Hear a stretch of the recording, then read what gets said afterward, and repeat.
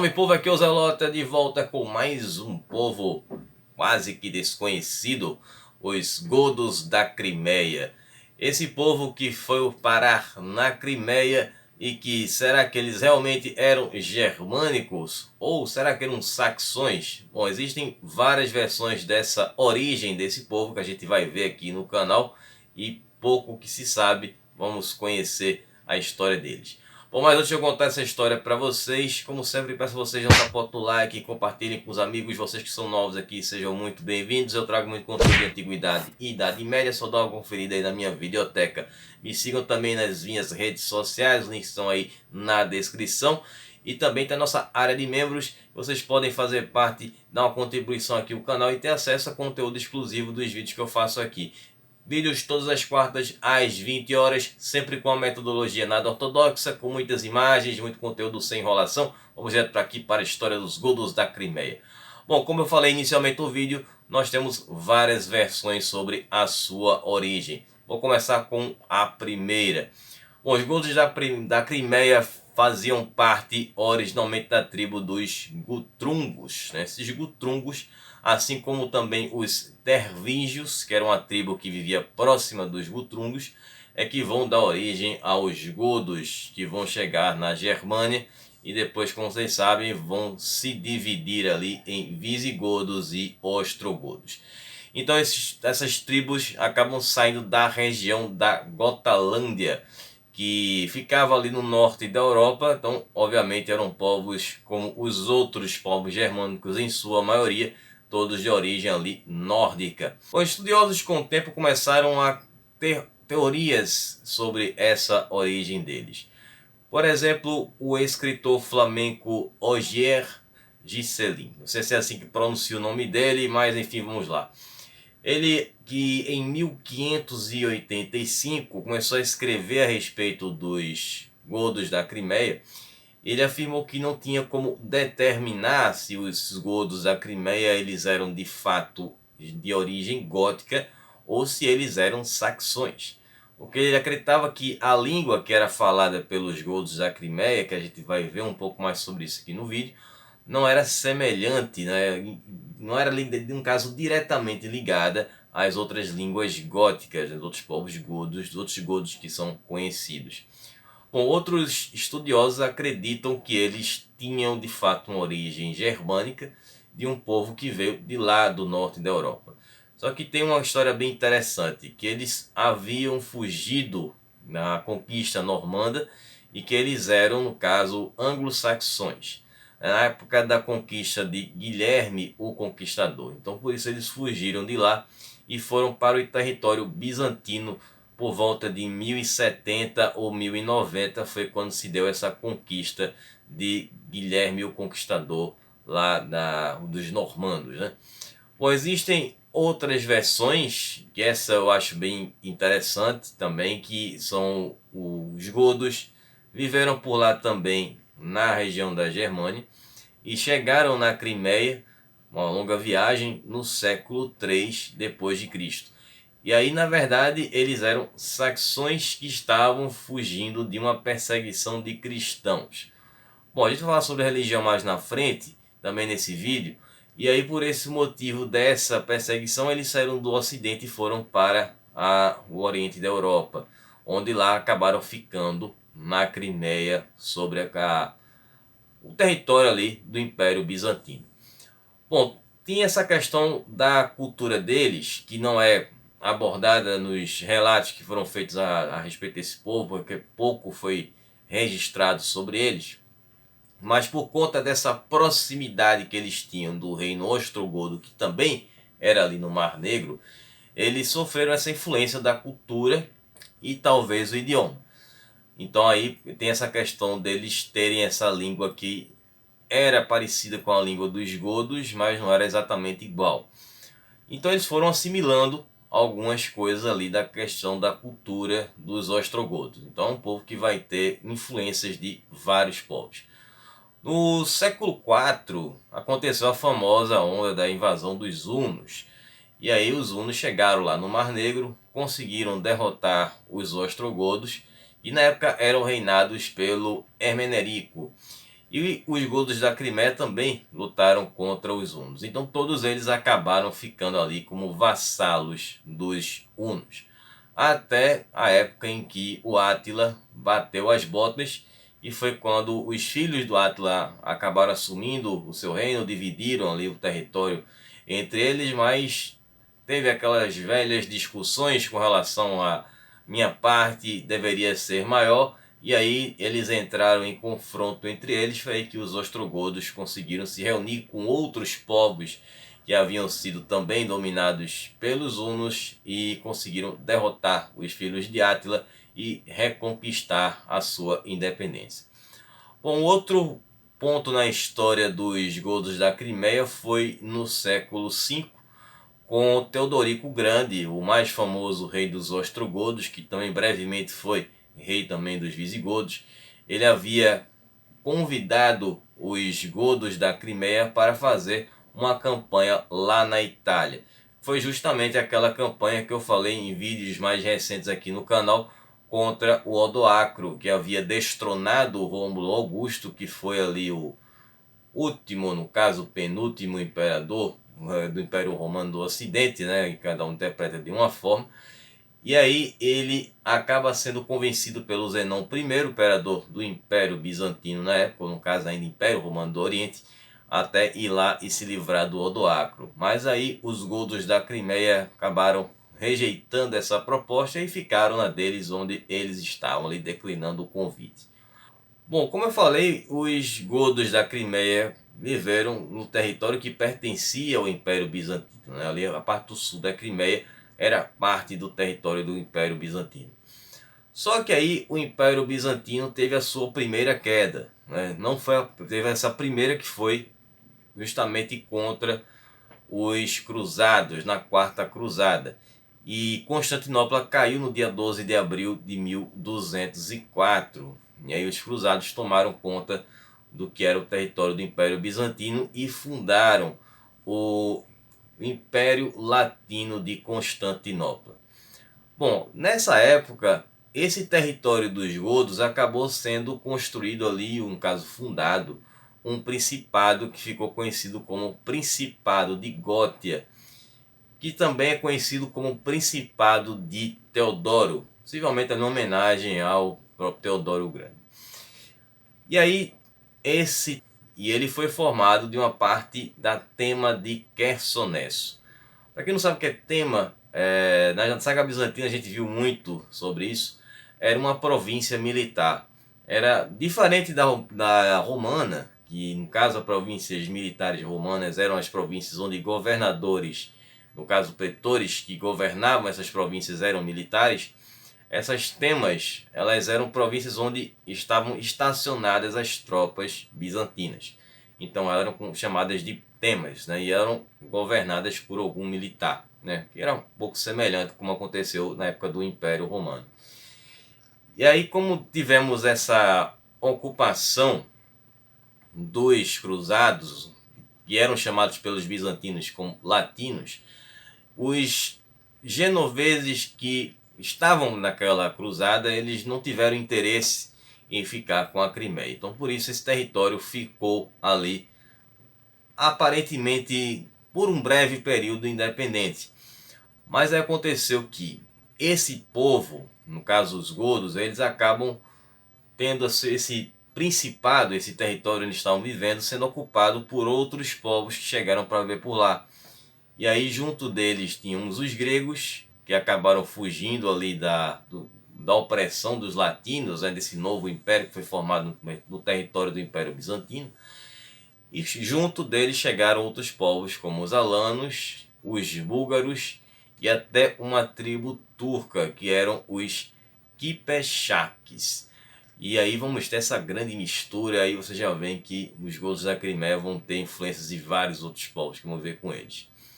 Bom, essa população que vai ser formada nesse principado aí de Teodoro, eles vão ter como religião oficial o cristianismo ortodoxo, que era o mesmo cristianismo lá do Império Bizantino.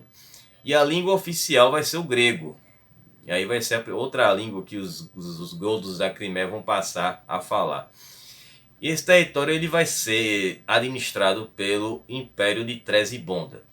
Bom, como eu falei, o Império Bizantino ele foi conquistado pelos latinos, no caso pelos cruzados, e 3 porções do território do Império Bizantino permaneceram independentes e reivindicavam ser os verdadeiros herdeiros do Império Bizantino. Bom, o primeiro eu já mencionei, foi o Império de Trezibonda, que foi fundado ali pelos netos do Andrônico Comeno, que foi o cara que foi responsável pelo que aconteceu aí diretamente, não tão diretamente, mas foi consequência dos atos dele. E vamos ter também o Império de Tessalônica e o outro que foi o Império de Niceia.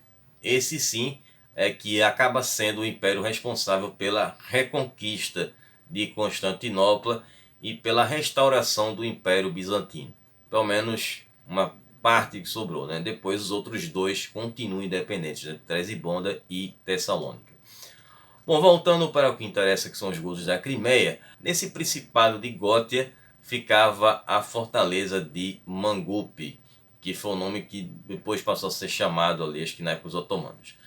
Mas o seu nome antigo na Idade Média era Doros, que era assim que os bizantinos chamavam. Muitas batalhas aconteceram por ali.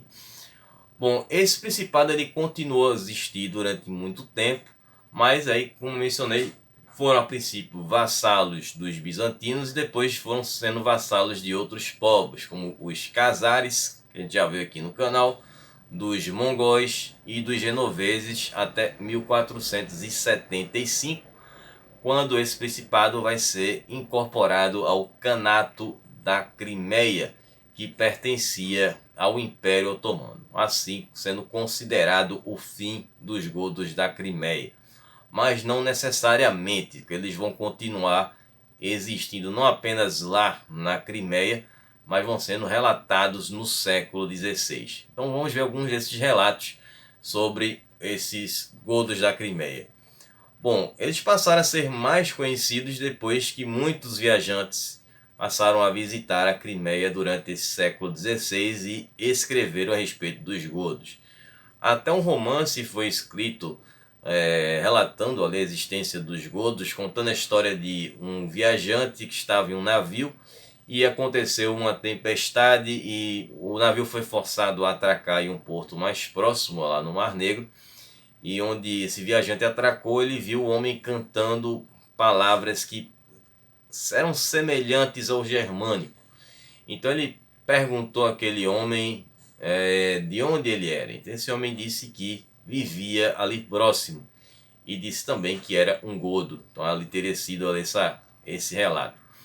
Pois existe outro relato também de um enviado da corte de Solimão, o Magnífico, que viajou até Constantinopla e lá ele encontrou 2 godos com quem ele conversou.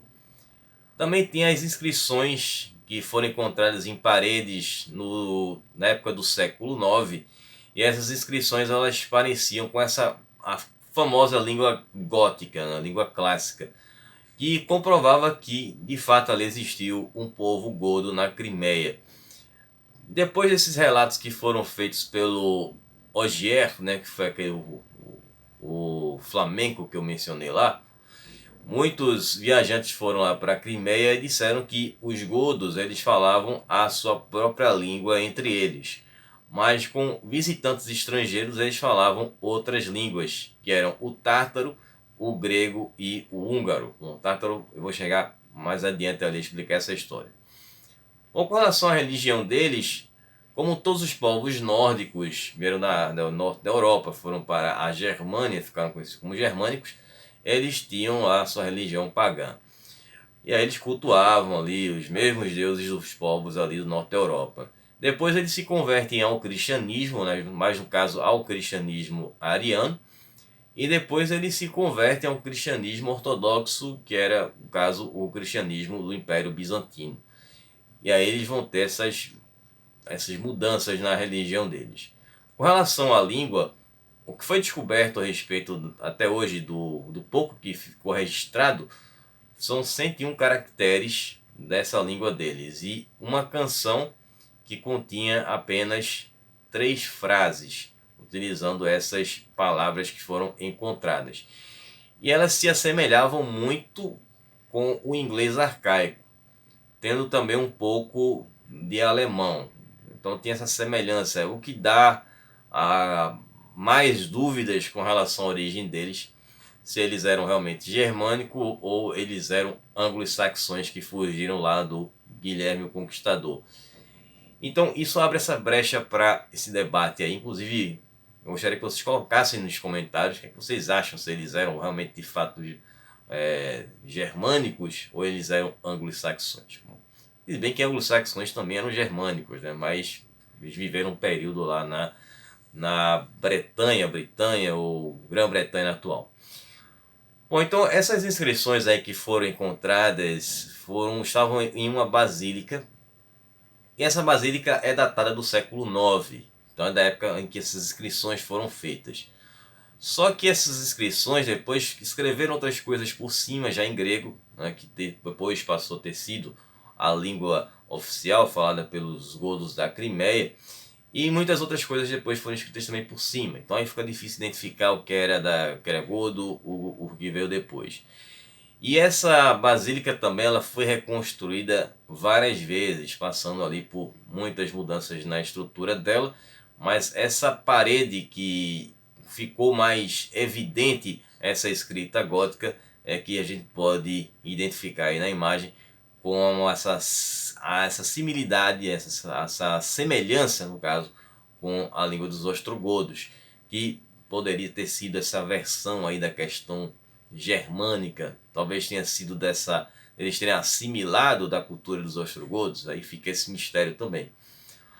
Já com relação ao desaparecimento dos godos da Crimeia, o último registro deles foi feito por um clérigo polonês chamado Stanisław Bohuslaw, e ele esteve na Crimeia em 1780 e encontrou um povo que lá falava uma língua diferente de outros povos daquela região. Então ele considerou que aqueles povos eram os godos. Até o final do século XVIII foram encontrados alguns germânicos que tinham costumes diferentes e também as suas características físicas eram diferentes dos outros povos, se assemelhando mais aos germânicos, no caso, mais aos escandinavos, né? Isso é uma questão até que me fizeram aí durante a semana aí nos comentários dos vídeos. Bom, segundo um etnólogo russo, é possível que os godos, aí vem a questão dos tártaros, tenham se misturado com os tártaros da Crimeia e tenham se convertido ao Islã. Aí, seguindo esse raciocínio, leva-se a crer que os tártaros da Crimeia, eles são descendentes dos godos da Crimeia, porque eles, apesar de terem essa questão de origem turca, eles acabaram se misturando com os godos da Crimeia e pegaram algumas coisas dos seus costumes, como viver em vilas, exatamente como os godos viviam, né? Esse povo existe até hoje por lá. E essa é uma característica muito dos povos escandinavos que foram viver lá na Germânia. Bom, espero que vocês tenham gostado, que vocês tenham entendido. É uma história bem interessante, com muitas versões. Claro que é incompleta pela falta de registros deles, né? Até porque eles não registraram sua própria história, e sua história ela é fragmentada aí, com muitas suposições, talvez, mas no futuro a gente tenha mais alguma coisa que seja encontrada sobre eles. Bom, eu estarei trazendo aí no Curta com Zelota, para quem faz parte aí do nossa área de membros. Vou falar sobre o legado dos godos da Crimeia e o envolvimento de um certo homem muito conhecido, do bigodinho lá da Segunda Guerra, daquele partido que é proibido falar o nome, e que ele teve ali um grande interesse a respeito dos godos e também com a Crimeia. Então vou ficar por aqui. Um abraço, Zelota. Até a próxima. Falou, pessoal.